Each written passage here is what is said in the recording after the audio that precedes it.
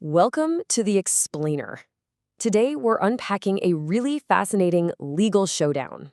It's a classic battle pitting general perception straight up against hard, undeniable data.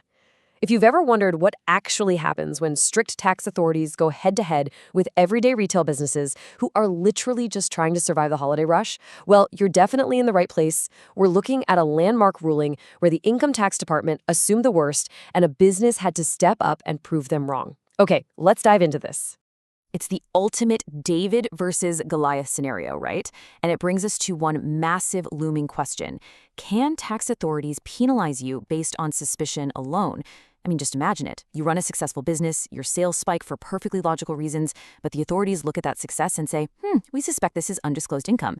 Does their general perception somehow override your concrete, hard data? Well, this is exactly the dilemma that one retail jewelry firm faced, and it kicked off a massive 10-year legal journey. So here's our roadmap for today's explainer. We're going to start with the demonetization cash dilemma, then look at Bharatji jewelry under scrutiny, and analyze suspicion versus hard evidence. After that, we'll see what happens when the authorities step in, and finally, wrap up with why this ruling matters for you. Let's get right to it. Kicking things off with Section 1, the demonetization cash dilemma. Let's set the stage here. To truly grasp the stakes of this case, we've got to travel back to the financial chaos of late 2016. Remember that? In November, the demonetization of high-value currency notes was suddenly announced. Almost overnight, businesses and individuals were scrambling to deposit their existing cash into bank accounts. This naturally led to an absolutely massive spike in bank deposits across the entire country. Fast forward to the 2017 and 2018 assessment years, and, well, this sheer volume of cash inevitably triggered intense tax scrutiny. The authorities were, understandably, on high alert for anyone trying to hide undisclosed income in all the chaos. And that brings us to Section 2, Bharatji jewelry under scrutiny, which is where our specific conflict actually begins. Now, what's really interesting here is the stark contrast between two entirely different viewpoints of the exact same event. Enter our main subject, Bharatji Designer Jewelry Private Limited. They're a retail trader of diamonds, colored stones, pearls, gold jewelry. During that late 2016 period, they deposited a really significant amount of cash. On one hand, the assessing officer completely questioned the genuineness of those deposits, heavily influenced by the general suspicion that was floating around regarding demonetization. But on the flip side, look at the assessee's reality. The business perfectly explained that this period aligned perfectly with the October and November festive season. And not only that, they had special promotional campaigns running, anniversary offers, strategic collaborations, all of which was driving massive customer footfall and a huge increase in retail sales. It makes total sense, right? But here's the kicker. The jewelry firm didn't just offer up a good story. They brought the receipts, literally. To back up their claims of increased festive sales, the business went straight to the income tax e-filing portal and uploaded an absolute mountain of concrete documentary evidence. We're talking highly detailed sales records, up-to-date stock registers, precise invoices, and fully audited financial statements. They laid out the complete, bare-bones financial anatomy of their business for the authorities to see, proving exactly where every single deposited rupee actually came from. Which sets up our core conflict perfectly in Section 3, suspicion versus hard evidence. Now, here's the critical legal hurdle right at the heart of this entire case.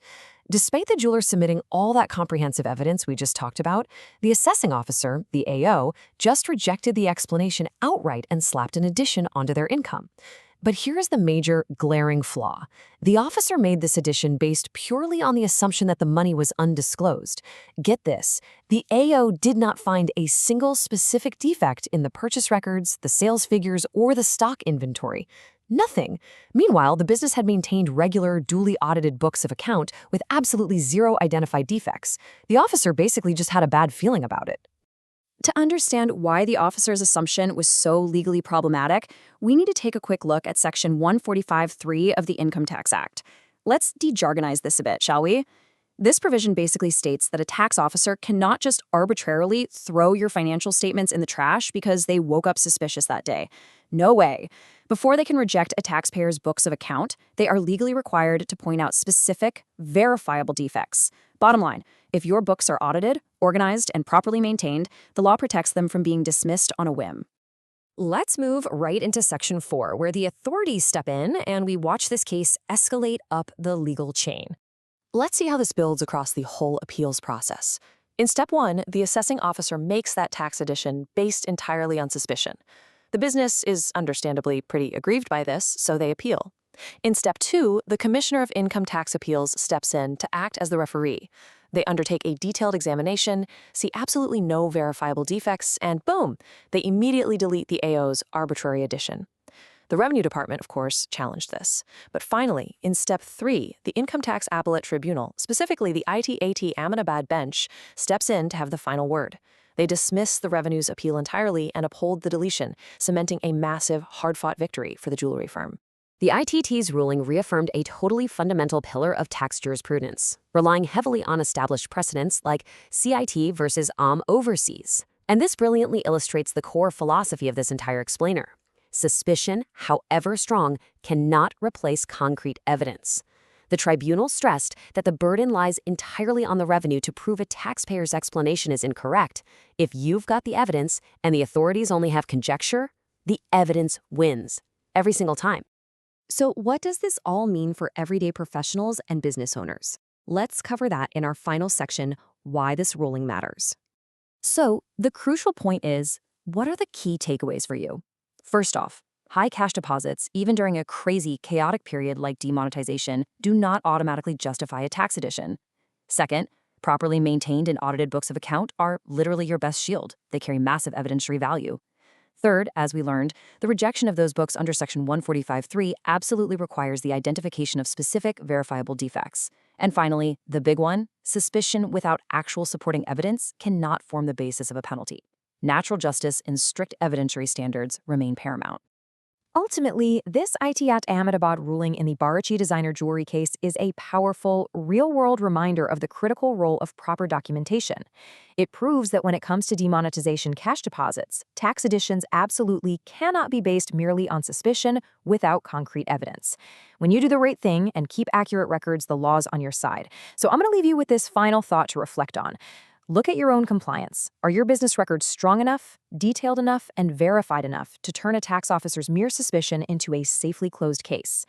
Thanks so much for joining me on this explainer today, and hey, keep those books balanced.